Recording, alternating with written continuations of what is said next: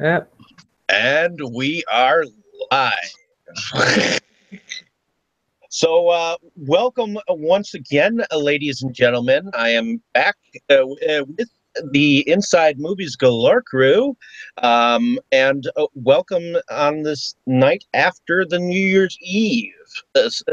How is everyone doing tonight? Doing good. Yep. Good. Doing Awesome. very well.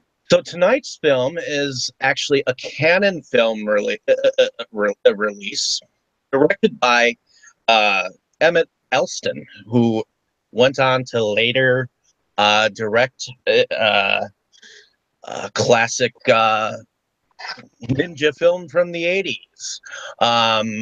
And it starred Kip Niven, Roz Kelly, Chris Wallace, and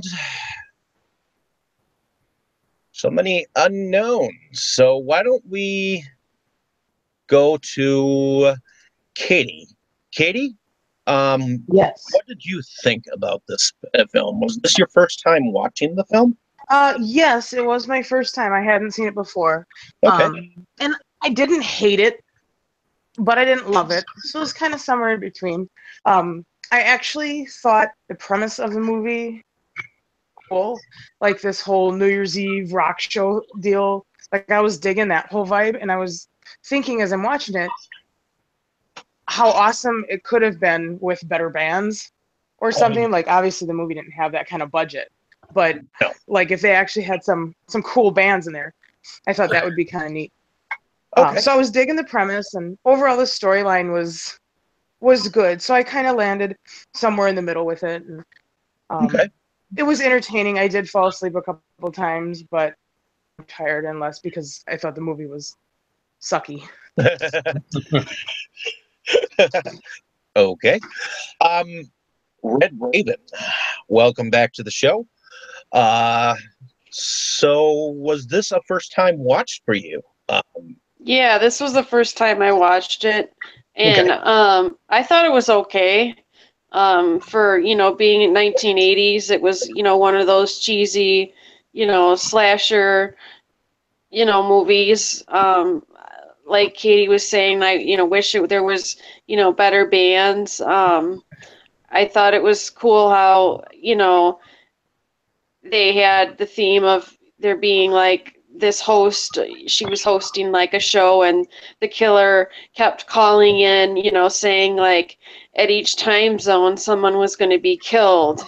That was kind of a cool thing. Yeah, it kind of had that like 976 evil vibe, didn't it? Yeah, definitely. Um, Michelle, what did you think of the film? Was this a first time watch? This was a first time watch for me. I had actually never even heard of this film. Um, I have to say, the makeup was horrific, and I'm like, oh my god, did we really dress like that back then? But I had a little opposite with the music. I actually thought, considering that they had to pull from all local musicians, I actually thought their band selection and the bands were not that bad. I mean, considering this is 80s Okay. punk music is really kind of what was in at the time, and Oh, they yeah. really did embody End the of the music of the 70s time. era of So punk.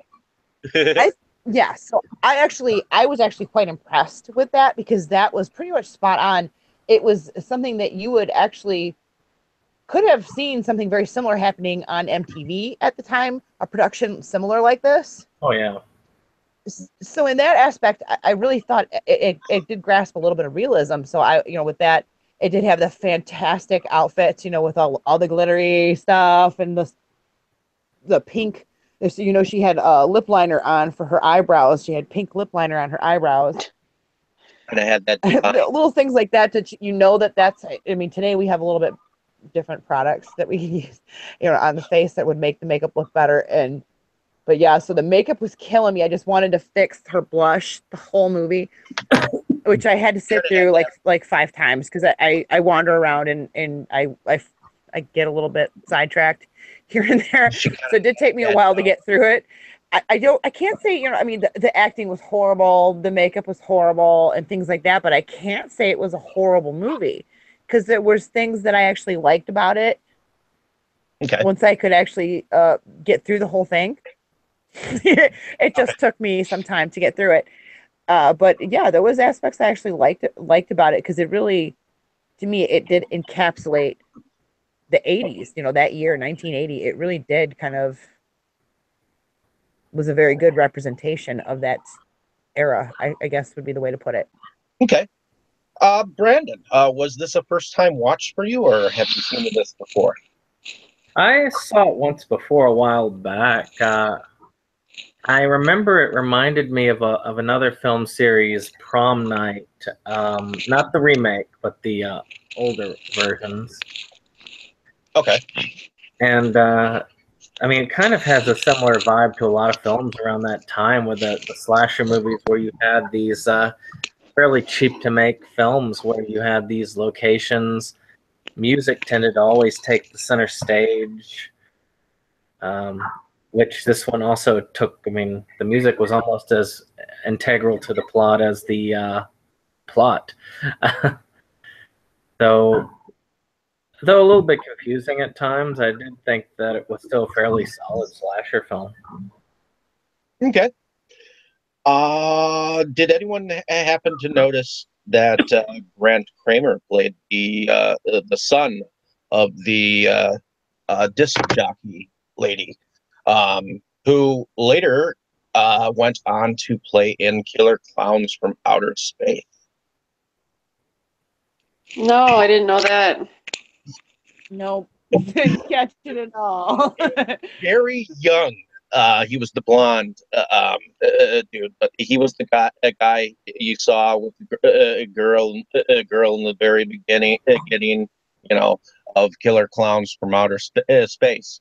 And he was kind of like one of the main characters throughout the film.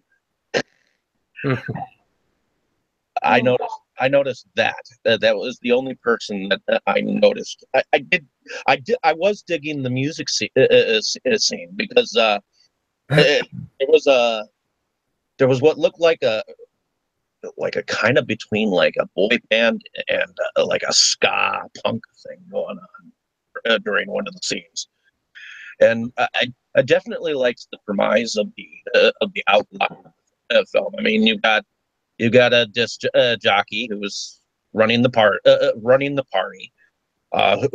and every hour on the hour, some killer is calling and saying, "I'm going to kill someone," and in you super cheesy voice. and you don't entirely realize who the killer is until the end.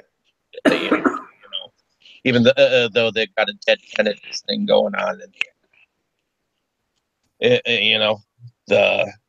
The putting on masks at the end, and you don't really know exactly. You kind of get the premise that the son is actually like the guy behind it all. You know what I mean? I actually knew kind of fairly early him. Like I didn't. Okay. I thought the son twist was really good at the end, driving the ambulance. Okay. But yeah, I wasn't. I thought it was her suspecting husband, the though. son really. Well, it is the Richard or whatever his name was. The killer was her husband. Mhm. Right, yeah. But yeah, the son. There was something. There was hints about the son being goofy. Like I think that was the point, not to make us think he was the killer, but to show that he had some weird tendencies, almost like. I read it. Like I didn't read it as he was a suspect as the killer, but I definitely To me, saw the him entire movie being was like a capable. testament to bad parenting. You know, it really was. really. If you watch the whole thing, anytime any scenes like when she was interacting with him, her son, it was just bad parenting. If that was like a real parent-child situation, you would be like, "Are you serious?" You know, that's how you treat your child. Oh yeah, So it was terrible. it was, in that sense, it was like, wow, that's kind of horrific. You know, crazy psychopaths breeding and raising crazy psychopaths. That's a horror movie for you. Yeah. You've Well, there was met a the scene Sawyer too. I don't family. know if anyone noticed where he was taking like some kind of pills or something. Yeah. Yeah. So I don't. obviously he was He on. didn't. They didn't like clarify if he was going to try to kill himself, if he was on some kind of bipolar, psychotic, antipsychotic medication. They really didn't tell you what the pill was. Yeah, that was confusing to me. I thought like, so is there a drug plot going I on? thought he was going to kill himself, or he was like going to be like stupid high, and neither thing happened. He just got really weird. So I'm like, okay, what kind of drugs he's doing, but Yeah, that felt like a loose end that they kind of just dropped as they went along. or somebody got really lazy and didn't make a fake label and put it on a bottle. I mean, it was, something that could have been so simple a fix to clarify that one point, because that could be like a pivotal turn as to what kind of medication that was, what he took. That could have explained a whole lot or made it even more confusing. Okay. Either way, it was a big hole. It was a big gaping hole. Did anyone have a favorite scene or favorite character from the film? Katie, did you have a favorite scene that you liked from the film? If I had a favorite scene, yeah, I wouldn't say there was like one scene that really stood up. There was a kill that I liked quite a bit, which was the bag of weed over the chick's face, suffocating her in the bag of weed. Like, I think that's how I want to die. So I'm kind of that. So I guess maybe that would be my favorite scene. It was definitely my favorite kill. Okay, so does anyone else think that this film was definitely more of a known for its kills?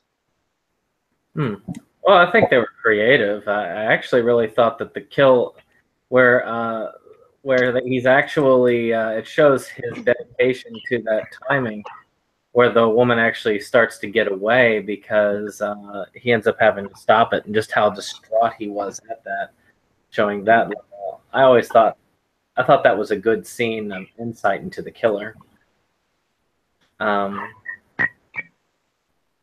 Okay. I think this film had a lot more potential to be better than it was.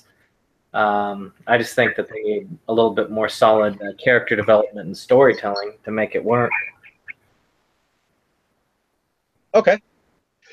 Yeah, it definitely had a harsher vibe to it at first. They're all at the party, and all of a sudden she starts getting that creepy call, and then you start seeing the guy, a different guy go to different locations. I mean, you got the band music in the background going on, and then you've got the elevator music that kind of sounds like a little bit of jazz in between at a disco ball. I mean, it's And the killer's intent was to kill her at the end. correct when it was all centered around one person. Even the random people were being killed. So it was definitely a little bit goofy, more towards the middle. But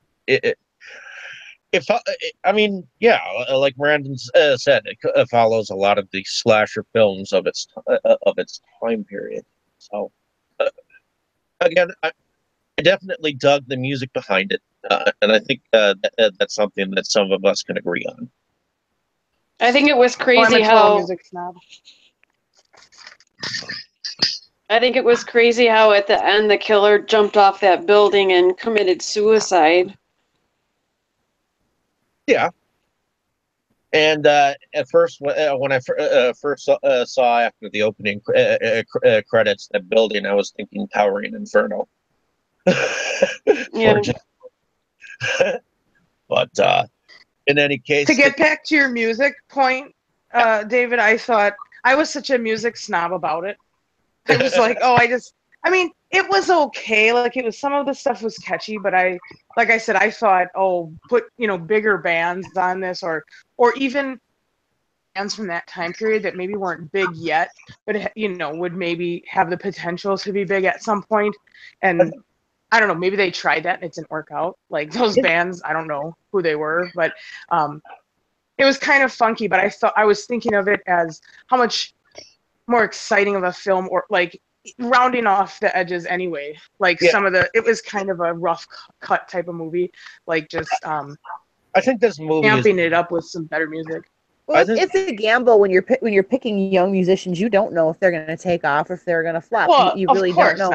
So I mean, it's a crapshoot with that. But I mean, I thought they did a decent job because they had a variety of bands out there. It wasn't just the same four cats, so I had to give them that. Yeah, there's definitely a variety. I would agree with that. I mean, some of the bands weren't that great, but at least they had a variety.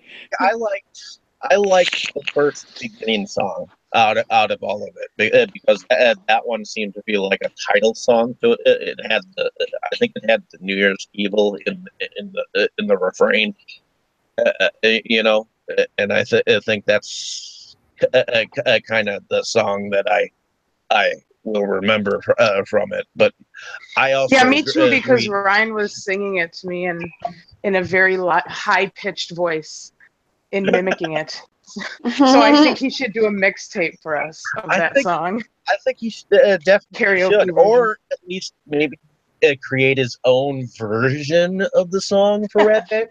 Yeah, he could cover it. He could cover it. There you go. There you go. Do a punk version or something like that. Yeah. You see what I'm saying about making the music better? Totally. You're picking up what I'm putting down. I think somebody should go back. I think someone should go back and remake this film.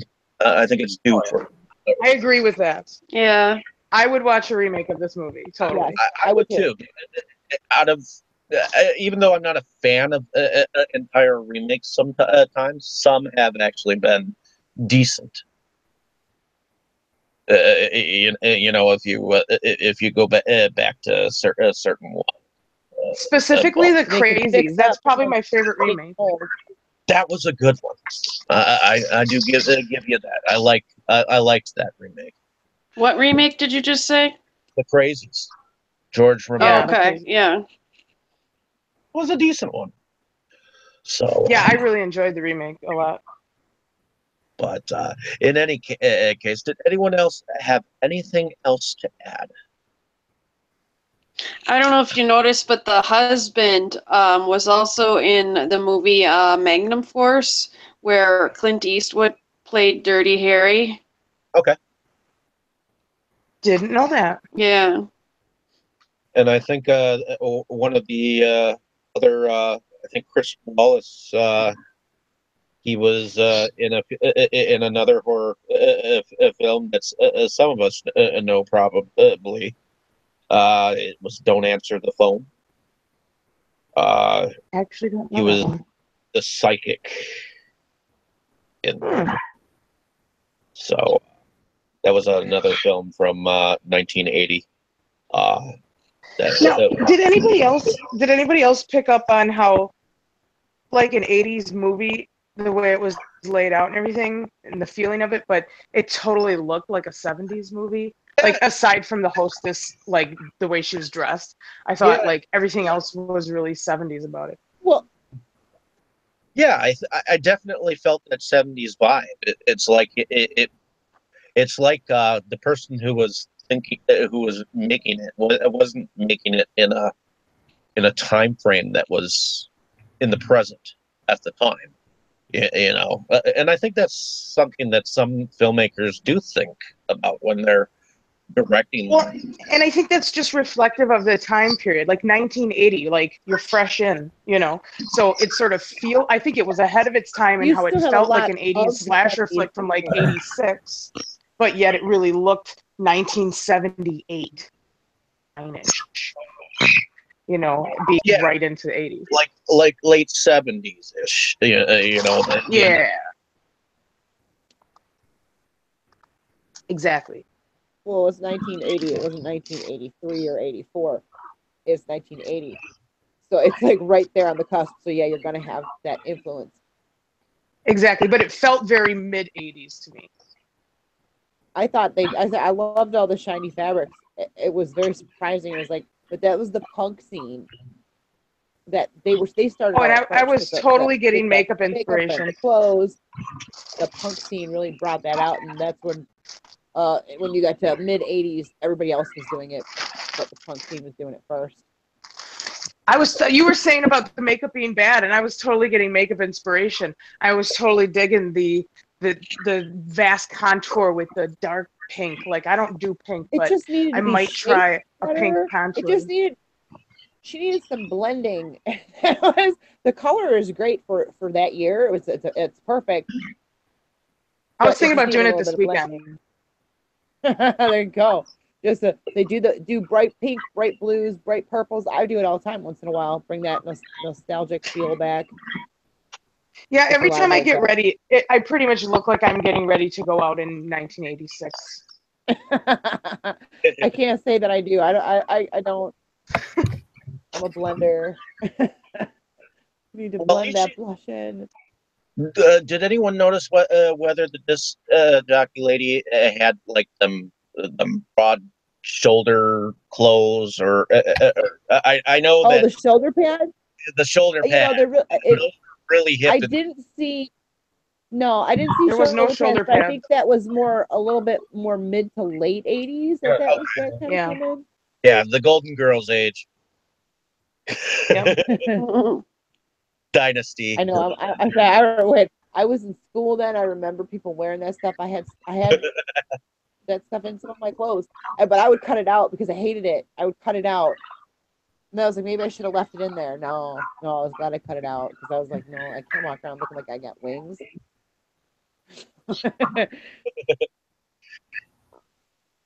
Alrighty, so out of your shirt. anyone else have anything else to add? Who Brandon? were you saying was going to be in a recent movie that was in this one? Me? Yeah, you said Katie said somebody was going to be like in a recent movie.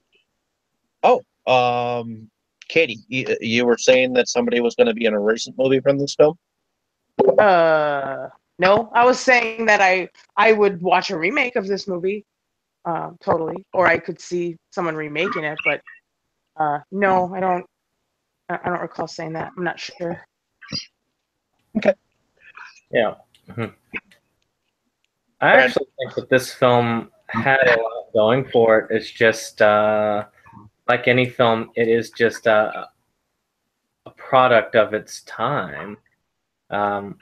At its time, it would be excellent, I feel, but nowadays there's so much that's kind of dated. Well, and it had, like we said, a decent story outline, but there was a lot going on in the middle, that in between all that was just so out of place, and I think the film is kind of dated. You know what I'm saying? It's but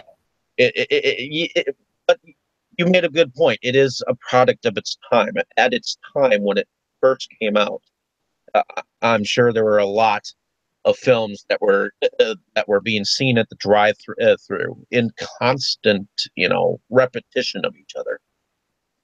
That everyone when that would be going would probably going, see how many people get killed in this film or something like that. Well, I think there's a strength to when you play a film specifically to a time period, but it isn't a lasting strength, because once that relevance disappears. Do you think anything stands out in this film that makes it different from anything else? I don't know that I've ever seen a movie with a premise like this exactly, like specifically the killing on the hour thing in association to New Year's. Like, are there any other New Year's movies? about like a countdown. You know, I thought that was kind of I can't recall any other ones, so I thought that was kind of unique. Okay. Yeah. I think that's definitely unique, and I think that's what makes this film stand out from others. So, but like Brandon said, it is a product of its time. I mean, it had a great, a great beginning. You know, it's just one of those weird ones that's out there. And I figured this was a great film to talk about, especially the day after New Year's. There's a lot of greatness here to be. I do agree. Remaking it is a great idea because, to me, there is a lot here. I even think that if you took even a lot of the original stuff that you have, and even though the music was a kind of cool part, the music also helped date it, where it relied a lot on just sitting there with the music for a long period. But you could have something like this actually develop some of the characters more, take the story with the son, give it a little bit more weight when the killer's identity comes out. Because really, when the killer's identity came out, you sort of got an idea, but it really didn't bear as much weight. I feel like if the stories and characters were more developed, it really would be an excellent film. I'd like to tend to agree with that. It could have been a great. I would also agree with that. Thriller. Yeah. Okay. Does anyone else have anything else that they'd like to add?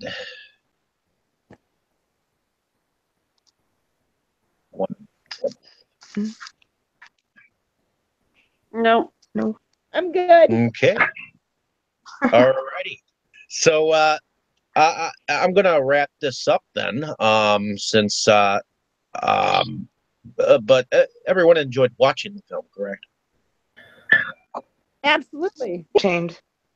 It was Yeah, different. for sure. Cool. Awesome. So before I wrap this up, why don't we talk about the possibilities of the next film? What does anyone else want? I actually just said today when I was talking with Ryan about that I've seen, because I'm, as some of you know, sort of biased, and newer horror movies especially start at a deficit for me, and so I'm trying to be more open to newer horror movies. And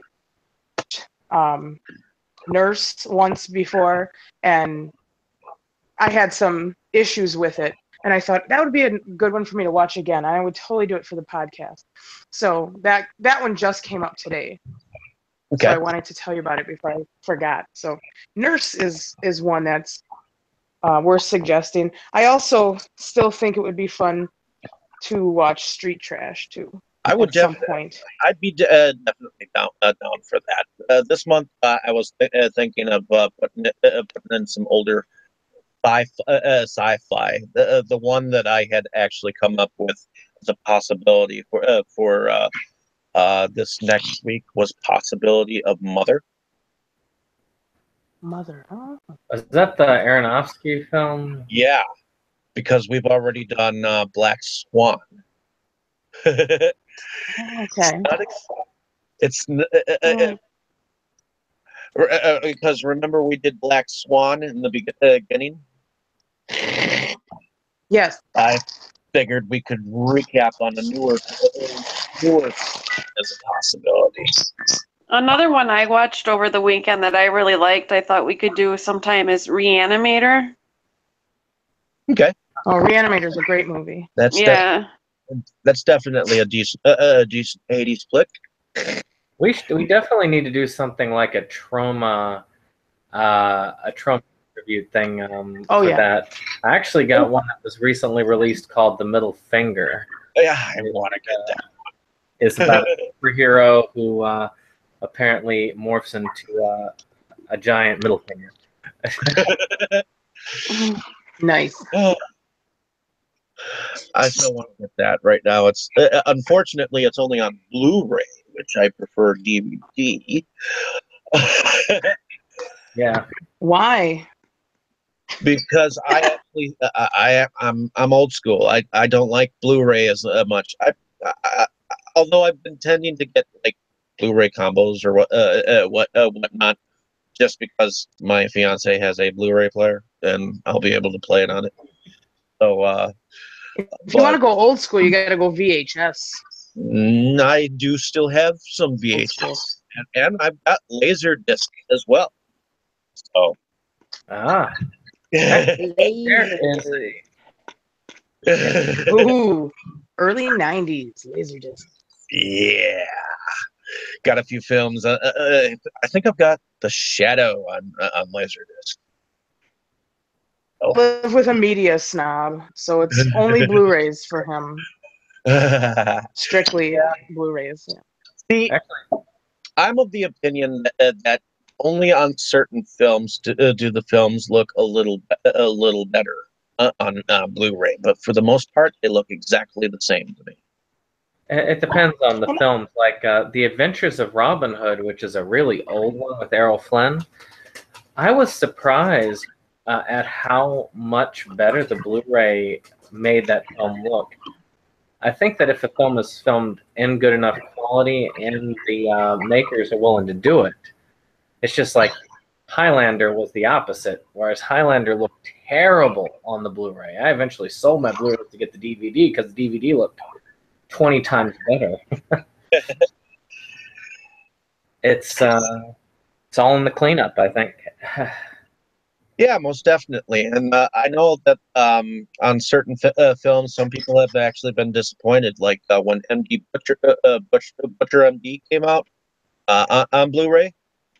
There are some people that actually swear that that the print that came out on DVD was actually a hell of a lot better than on Blu-ray.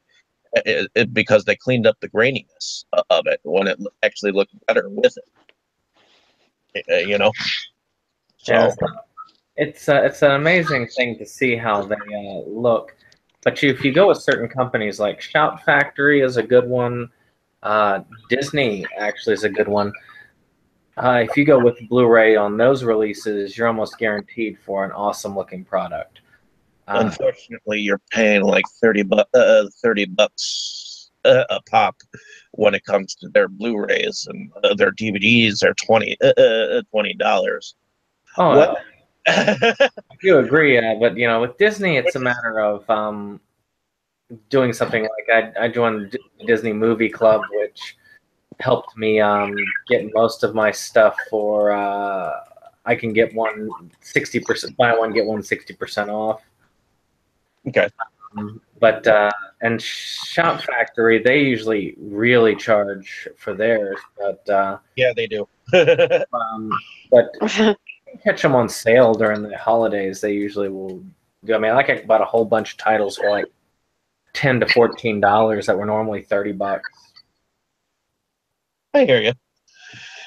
It all depends on how you go about and what you like and what you don't like. See, I know that there are some really big fans of the Blu-ray. I am one of the last of my breed. I have not entirely been won over. So, but in any case, anyone else have any suggestions possibly?